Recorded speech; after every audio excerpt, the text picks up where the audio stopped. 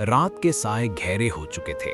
शहर की चमकती रोशनियों के दरमियान एक पुरानी गली के कोने पर एक बूढ़ा शख्स अपनी छोटी सी बेटी के साथ बैठा था। हाथ में खाली प्याला, चेहरे पर थकन और आंखों में शर्मिंदगी। सर्दी इतनी थी कि बच्ची के होंठ नीले पड़ चुके थे।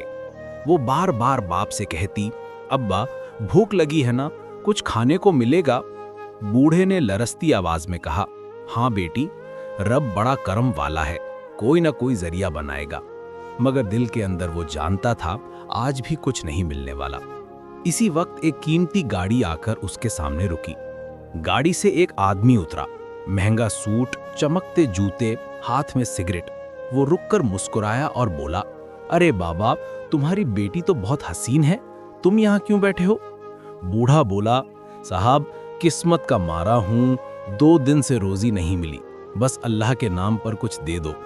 आदमी ने सिगरेट का कश लिया और तंजिया अंदाज में बोला, अगर चाहो तो मैं तुम्हें 1 लाख महीना दे सकता हूं।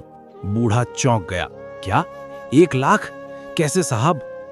वो बोला, बस इतना करो, अपने बेटी मेरे साथ भेज दो, मेरे घर काम करेगी। ये कहते ही उसने बेटी की तरफ अजीब नजरों से देखा। बूढ़े के चेहरे का रंग उड़ गया, उसकी सांसें तेज हो गईं। बेटी डर कर बाप के पीछे छिप गई। बूढ़े ने बमुश्किल कहा, साहब मैं गरीब जरूर हूं, मगर बेटी मेरा ईमान है, मैं भूखा मर जाऊंगा मगर अपनी इज्जत कभी नहीं बेचूंगा।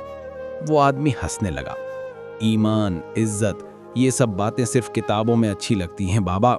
और वो गाड़ी में बैठकर चला गया। बूढ़ा वहीं बैठा रह गया, आसमान की तरफ देखा और रोते हुए कहा, ऐ मेरे रब, तू देख रहा है ना, तेरी जमीन पर तेरा बंदा आज भी अपनी इज्जत के साथ भूखा है, पर झुका नहीं। इतने में करीब ही खड़ा एक नौजवान सब कुछ देख रहा था। वो आगे आया, बूढ़े के सामने बैठ गया और कहा, बाबा, आज आपने मुझे सिखा दिया कि ईमान सिर्फ मस्जिद में नहीं, भूख में, आजमाइश में और बेटी की हिफाजत में भी होता है। उसने अपनी जेब से पैसे निकाले, खाना खरीदा और बाप बेटी के सामने रखा।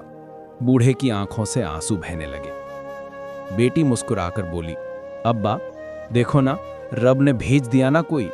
बूढ़े ने अपनी बेटी को सीने से लगाया, हाँ बेटी, रब हमेशा देर करता है, अंधेर नहीं। इंसानियत आज भी जिंदा है, बस फर्क इतना है कि कुछ लोग उसे दुनिया के शोर में भूल गए हैं।